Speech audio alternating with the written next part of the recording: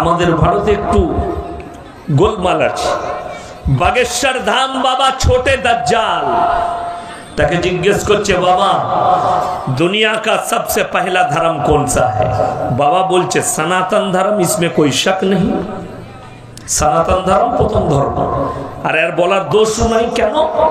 आमादेर देशे देखबेन एखन पंचम बेदी, चतुर्वेदी, पंचम बेदी, अष्टम बेदी बक्ता बेरिয়েছে।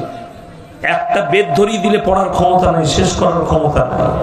पंचम बेदी बक्ता, षष्टम बेदी बक्ता, चतुर्वेदी बक्ता काने हाथ लागिए बयान करছি। भाईरा मायरा बोनेरा আমরা ভারতে কেউ মুসলমান ছিলাম না, সবাই কলমা পড়ে মুসলমান হয়েছি। পেলি কোথায়? শুনে বলছি, স্টাডি করে নয়, কোরআন হাদিস ঘেটে নয়। তাকে জিজ্ঞেস করো এই ভারতের মাটি কেমন মাটি? আল্লাহ রাব্বুল আলামিন হযরত আদম আলাইহিস সালাতু ওয়াস সালাম কে দুনিয়ার প্রথম তৈরি করলেন, ঠিক কি না কথা বলে? প্রথম মানুষকে আদম আলাইহিস সালাম। এবং আল্লাহ যখন দুনিয়ার বুকে নামালেন তিনাকে হিন্দুস্তানের মাটিতে নামিয়েছে। আদম আলাইহিস সালাম হিন্দু ছিল না মুসলমান ছিল? কথা বলে না? মুসলমান। তাহলে ভারতে হিন্দু থেকে মুসলিম কি করে হলাম? ভারত তো আমাদের দেশ। জোরে বলুন সুবহানাল্লাহ। ভারতে প্রথম যাদের উৎপত্তি হযরত আদম আলাইহিস সালাতু ওয়াস সালাম থেকে, মুসলমান দিয়ে আল্লাহ ভারতকে শুরু করেছেন। জোরে বলুন সুবহানাল্লাহ। আর ये बोलছে दुनिया में पहला धर्म कौन आया? सनातन धर्म आया। भगाओ यार पखंडी बाबा को। आगे चलो আমার মুসলমান ভাই, ইলম না থাকার কারণে, হারাম হালালের বিচার না থাকার কারণে নিজেদের ব্রেনের দ্বারা, বিবেকের দ্বারা হারাম জিনিসকে মুসলমান হালাল করছে। পদ্ধতি খুঁজছে হালাল কিভাবে হবে, তার পদ্ধতি মুসলমানরা খুঁজছে। কি করে হালাল করব হারাম জিনিসকে? মৌলবীদের কাছ থেকে অ্যাভয়েড, কোরআন হাদিস থেকে দূরে। আজকে আপনি তাকিয়ে দেখুন, ভাই বললেন না যে একদিন ইসলামের বিজয় হবে, কথাটা সত্য, কিন্তু শুনেলেন মুসান্নাফ ইবনে আবু শাইবার হাদিস 40 নম্বর হাদিস, চোখ দিয়ে পানি আসবে আপনার। নবীজি বলছে এমন একটা দিন পৃথিবীর বুকে আসবে মসজিদ গুলো মুসল্লিতে ভরে যাবে। সাহাবীরা জিজ্ঞেস করলেন ইয়া রাসূলুল্লাহ এই মুসল্লিগুলো কেমন হবে? তারা সুদ খাবে আর মসজিদে নামাজ পড়বে, বড় বড় অট্টালিকা বাড়ি বানাবে আর বড় বড় শপিং মল আর মার্কেট তৈরি করবে। পয়সার আর বাড়ির কম্পিটিশন চলবে, সুদ খাবে আর বড় লোক হবে আর 5 ওয়াক্তের নামাজ পড়বে। এটা হচ্ছে নবীজির হাদিস।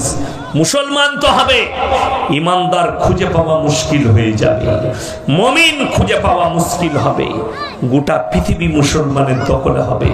কিন্তু সেই যুগ এমন যুগ হবে, আজকে মসজিদের জন্য হাত পাতা হচ্ছে, মাদ্রাসার জন্য চাওয়া হচ্ছে, কোরআনের জন্য চাওয়া হচ্ছে, ইসলামের জন্য হাত পাতা হচ্ছে। দেনেওয়ালা কম আর চাইনেওয়ালা বেশি এখন, ঠিক কি না কথা বলে? জলসা আজকে উদ্দেশ্য কি? মসজিদের উন্নতি কল্পে, কোথাও হবে মাদ্রাসার উন্নতি কল্পে। দেনেওয়ালা কম, চাইনেওয়ালা বেশি। এমন একটা যুগ এসে দাঁড়াবে, দেনেওয়ালা বেশি থাকবে, লেনেওয়ালা কম থাকবে। তখন এমন জায়গায় টাকাগুলো গিয়ে পৌঁছাবে তুমি কোন রকমের সওয়াবই পাবে না, যেহেতু সওয়াবের জায়গায় টাকাই পৌঁছাবে না। এই হচ্ছে কিয়ামতের আলামত। আজকে আপনি ভেবে দেখুন, গোটা পৃথিবী জুড়ে ফিলিস্তিন, পৃথিবীতে এত বড় 57টা মুসলিম রাষ্ট্র আছে, তারা ইন্তজার করছে আল্লাহ তরফ থেকে বালা আসবে, আবাবিল পাখি আসবে, এসে আবরাহা বাদশার মতো হস্তি বাহিনীকে যেভাবে ধ্বংস করেছিল ইসরায়েলকেও ধ্বংস করবে। শুনে রেখে দেন, 57টা মুসলিম দেশ, এরা যদি ওই আশায় থাকে আবাবিল পাখি এলে ইসরায়েলের উপরে আসবে না, প্রথমে 57টা মুসলিম দেশের উপরে আল্লাহ পাঠাবে। তা না হলে 57টা শক্তি যদি একদিকে দাঁড়িয়ে যায়, আমেরিকার মতো পরমাণু শক্তিধর দেশও হুঁটো গাড়তে বাধ্য হয়ে যাবে।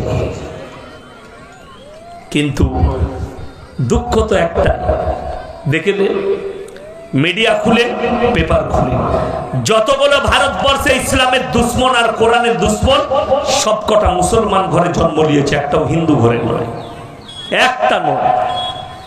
যে কটা আছে তারা কথা বলার যোগ্যতা রাখে না, করছে কে? মুসলমান ঘরে। তারেক ফতেহি মারা গেছে, সে বলেছিল ইসলাম এক ক্যান্সার কি তারা বিমারি হ্যায়, নাউজুবিল্লাহ বলে। আল্লাহ তাকে ক্যান্সারে আক্রান্ত করে মৃত্যু দিয়েছে। তসলিমা নাসরিনের মতো নোংরা মেয়ে, জঘন্য মেয়ে, পতিতালয়ের মেয়ে, যার জন্মের প্রবলেম, তাকে মুসলমানরা শুভেচ্ছা জানাচ্ছে। 1 মাস আগে তসলিমা নাসরিন দিল্লির মাটিতে দাঁড়িয়ে কি বলেছে জানেন? মুসলমানরা কোরআন নিয়ে পড়ে আছে আর বৈজ্ঞানিকরা চাঁদে পৌঁছে গেছে। চ্যালেঞ্জ ছুড়েছে, মুসলমানদের কাছে কিছুই নেই।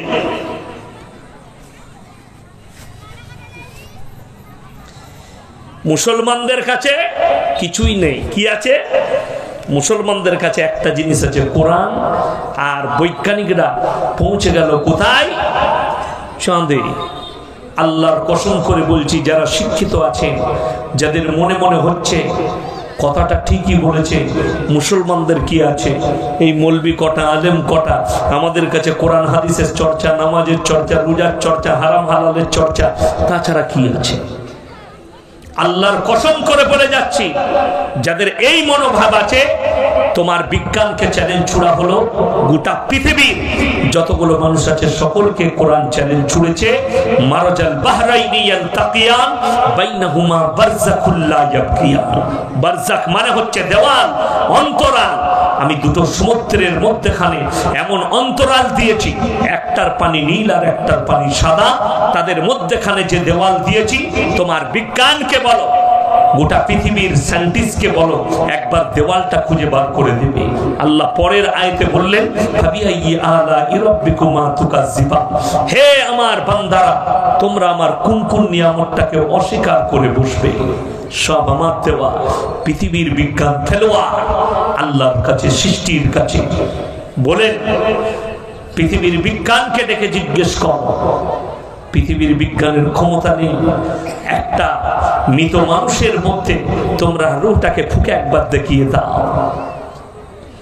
মায়ের গর্ভে স্ত্রী জরায়ুতে তোমরা খালি নিসাচ 1 ফোঁটা পানি নিক্ষেপ করো, বাকি সব কাজ আল্লাহ। আল্লাহ কোরআনে বলেছেন, হাল আতা আলাল ইনসান হিনুম মিনাদ দাহরি লাম ইয়াকুন শাইয়্যাম মাযকুরা। একজন নারী এবং পুরুষ তোমাদেরকে দুনিয়াতে পাঠাবার পূর্বে তোমাদের কোনো কালচার ছিল না, তোমাদের কিছুই ছিল না।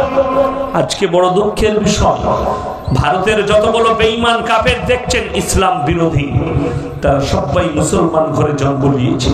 জাস্টিস ইনায়েতুল্লাহ, ওয়াসিম রিজভী, আপনার তারেক ফতেহি, আপনার পশ্চিম বাংলায় বসবাস করছে। বিজেপির কোন নেতা মুসলমান ঘরের মেয়ে নাজিয়া ইলাহি খান, দোভাষী, বিহারি হবে, ভাঙা ভাঙা বাংলা বলে, এত রাপ রাপ ভাষা ইউজ করেছে ইসলামের জন্য, কোরআনের জন্য, নবীজির জন্য, আপনার আমার জন্য। ওকে ইসলামী রাষ্ট্র থাকলে এক্ষুনি ফাঁসি দেওয়া দরকার ছিল, এত রাপ ইউজ করেছে কথাবার্তা। আসাদ নূর এ কোনো হিন্দু ঘরের ছেলে নয়, মুসলমান ঘরে জন্ম নিয়েছে। যে এত খতরনাক ভাষা ইউজ করেছে নবীজি সম্পর্কে, ইসলাম সম্পর্কে, এরা সব পায়। আল্লাহর কসম করে বলে যাচ্ছি, ইসলামের কোনো যায় আসে না, ইসলামের কোনো ফারাক পড়বে না। যাদের মনে হচ্ছে আসাদ নূর, নাজিয়া ইলাহি খান, তসলিমা নাসরিন এরা ইসলামের জন্য ফ্যাক্ট, নো ফ্যাক্ট, কোনো ফ্যাক্ট না।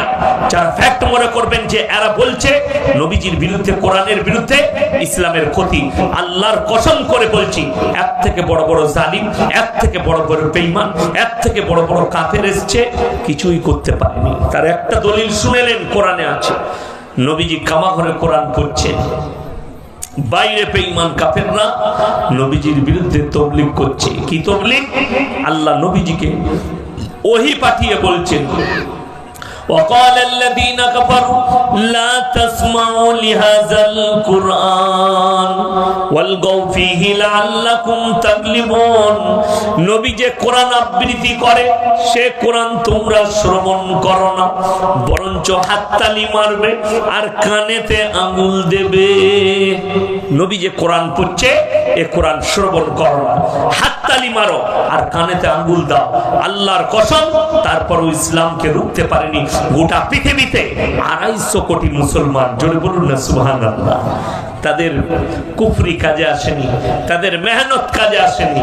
আর এই 2-4টা বেজন্মা আছে, হারামখোর আছে, যাদের নসল আলাদা, তারা চাইছে। আপনি দেখেন ভারতের একজন মিডিয়া রুবিকা লিয়াকত, সে চলে গেছে, ইসরায়েলে হাজির হয়েছে। হামাস किस तरह गोला बारूद बरसा रहा है, फिलिस्तीनी लोग कैसे गोला बारूद चला रहा है इजराइल के ऊपर। রুবিকা লিয়াকত ইহুদি, ইহুদির নসলের তার রক্তর প্রবলেম আছে। যারা ভাবছে ফিলিস্তিন, আমার আগের যিনি বলছিলেন ভদ্র মানুষ ভাইজান, তিনি বললেন ফিলিস্তিনের কথা, দুয়ার কথা। যদি কেউ মনে করেন ফিলিস্তিন হামারা মামলা नहीं है, ফিলিস্তিন মুসলমানদের কোনো মামলা নয়, মুসলমানদের সঙ্গে কোনো যুক্ত নাই, শুনে রেখে দিবেন তার ইমানের খাতরা হয়ে যাবে। কেন? আল আকসা হচ্ছে আমাদের প্রথম কাবা। নবীজি নামাজের মধ্যে সিজদায় ছিলেন, আল্লাহ অর্ডার দিলেন সাতরাল মসজিদিল হারাম, তুমি মাথাটা ঘুরিয়ে নাও। কোরআনে আছে সূরা বনি ইসরাঈল, সুবহানাল্লাযী আসরা বিআবদিহি লাইলাম মিনাল মসজিদিল হারাম ইলাল মসজিদিল আকসাল্লাযী বারাকনা হাওলাহু লিনুরিয়াহু মিন আয়াতিনা ইন্নাহু হুয়াস সামিউল বাসীর। হে নবী, পৃথিবীর মানুষকে বলে দাও আমার নবীকে আমি মেরাজের রাত্রিতে বেচন থেকে তুলে মসজিদে হারাম থেকে মসজিদে আকসা, মসজিদে আকসায় গিয়ে নবীজি 2 রাকাত নামাজ আদায় করেছেন। তার পেছনে সমস্ত নবীরা মুক্তাদি হয়েছে। ওই মসজিদের সঙ্গে যথাযথভাবে ইসলামের সম্পর্ক। আল আকসা মসজিদ আমাদের অন্তরের স্থলের মসজিদ। ওই জন্য দোয়া অন্তর থেকে আছে, থাকবে। আজকে একজন মিডিয়াওয়ালা বলছে যে देश इजराइल के साथ खड़ा है। अरे बुड़बक, हमसे पूछो, हम तो फिलिस्तीन के बाजू में खड़े हैं।